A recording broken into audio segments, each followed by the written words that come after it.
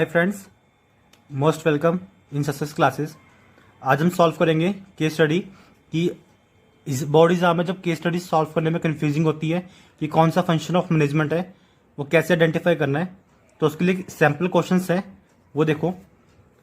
Mrs Leena Mehta work as corporate event coordinator in an event management company.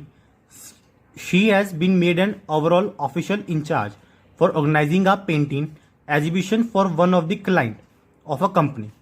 For ensuring that the exhibition take place successfully, she identify the various activity involved and then divide the whole work into a various task group like marketing committee, decoration committee, and reception committee. In order to facilitate coordination with the among committees, she appointed a supervisor of each group.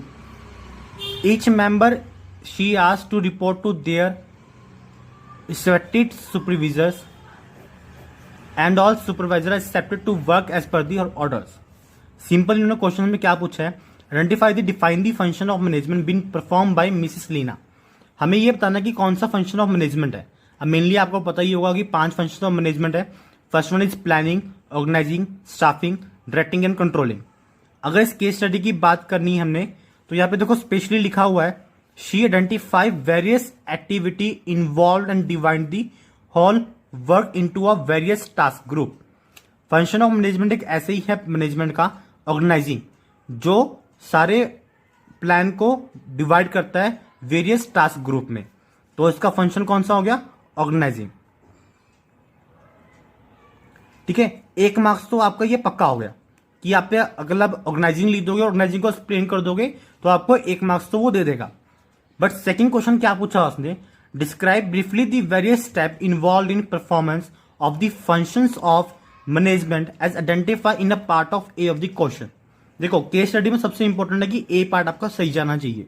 Because अगर आप गलती से कोई गलत step लिख देते हो कि प्लानिंग लिख दिया, डायरेक्टिंग लिख दिया, कंट्रोलिंग लिख दिया, तो आपसे ऑटोमेटिक बी पार्ट भी गलत हो जाएगा. तो इसलिए ऑर्गेनाइजेशन तो हमने आइडेंटिफाई कर लिया, नॉट ओनली 1 पॉइंट, बट आगे भी उसने मुझे डिफाइन किया कि उसने टास्क ग्रुप बांटा, बट उसने फैसिलिटेट कोऑर्डिनेट भी किया अमंग कमेटी में.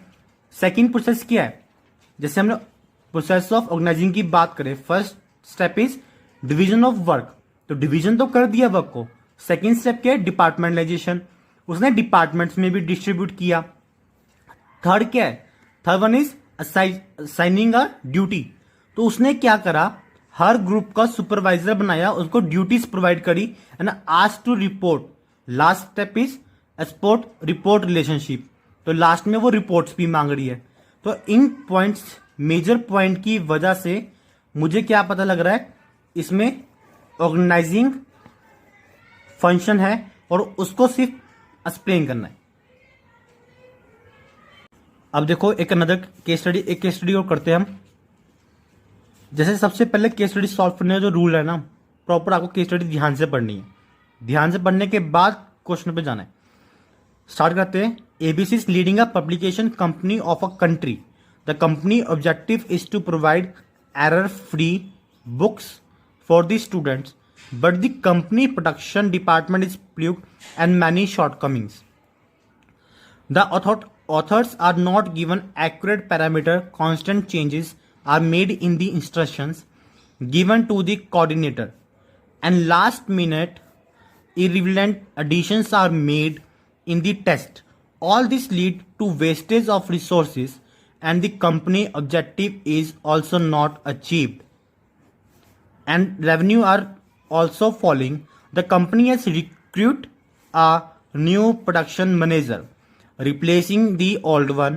The new production manager identify the need for the function of management in the which actual performance is compared with the planned performance.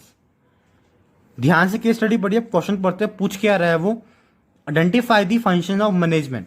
हमने इसमें ये बताना कि कौन सा फंक्शन ऑफ मैनेजमेंट है. वही हमारे पास 5 फंक्शंस हैं, planning, organising, directing, staffing and controlling. उसके अकॉर्डिंग हमने पहला फंक्शन बताना है. अब कई बच्चों को लग रहा होगा कि भैया सर इसमें तो स्टाफिंग है. स्टाफिंग क्यों लग रहा है, क्योंकि यहाँ पे लिखा है recruit a new production manager. तो भैया रिक्रूट लिखा तो उसका मतलब ये नहीं है कि स्टाफिंग है, ध्यान से पढ़नी है केस स्टडी। तो अगर हम नो डाउट स्टाफिंग इसका आंसर हो सकता है, बट मैं एक पॉइंट के बेस पर केस स्टडी को आइडेंटिफाई नहीं कर सकता। तो मैं और पॉइंट्स आइडेंटिफाई करता हूं कि स्टाफिंग है इसका। जब मैंने आइडेंटिफाई किया तो क्या दिखा रहा है वो, क्यों मेरे ऑल्सो नॉट अचीव, ये कहता है कंपनी ऑब्जेक्टिव्स भी अचीव नहीं हुए, रेवेन्यूज भी फॉल हो गई। The company has recruit a new production manager replacing the old one. The new production manager identify the need for the function of management in which actual performance is compare with the plan performance. देखो यहां पर इसने मुझे directly बता दिया कि ये कौन सा फंक्शन ऑफ मैनेजमेंट है। कौन सा फंक्शन है? ये फंक्शन है हमारा कंट्रोलिंग। ठीक है, यहां पे उसने मुझे डायरेक्टली बोल दिया ना कि उसने फंक्शन ऑफ मैनेजमेंट आइडेंटिफाई किया, actual performance is compare with the plan performance. यही हमारा स्टेप है। तो एक नंबर तो मेरा पक्का हो गया। अब बाकी के 5 marks, state the step necessary to install the function in the organising. अब जो ही हमने आइडेंटिफाई किया कंट्रोलिंग, उसके ही प्रोसेस सेकेंड स्टेप में एक्सप्लेन करने हैं। तो I hope you are best method to solve case study.